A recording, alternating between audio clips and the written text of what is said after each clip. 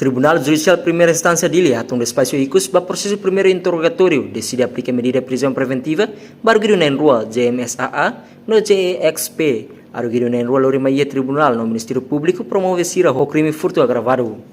No juiz turno hal identificação barguido na rua hori decide também a alegação no ia fase a alegação Ministério Público o Tribunal ato aplica medida prisão preventiva barguido na rua. Enquanto parte da defesa arguiu união, o tribunal ato aplica medida de apresentação periódica para arguiu na rua. Depois de renotar a alegação, o juiz decide aplicar medida de prisão preventiva para arguiu na rua, também considera indícios fortes. Portanto, defesa para arguiu na rua, defensor público José da Silva informa, arguiu na rua antes ni uma antecedência criminal ba crime hanasang na motor. Arguiu na rua, polisi capturou a Lourenço 5 de fevereiro tinha em rua Lourenço e mercado Manlewana ba crime furto agravado arguiu na rua na motor. E a audiência ba julgamento da Hulukne, presidente do juiz estagiário Cipriano de Fátima Sarmento, Ministério Público representa o procurador Napoleão da Silva arguiu na rua e assistência legal ao defensor público José da Silva. Reportagem Marquita da Silva, Televisão Timor Post.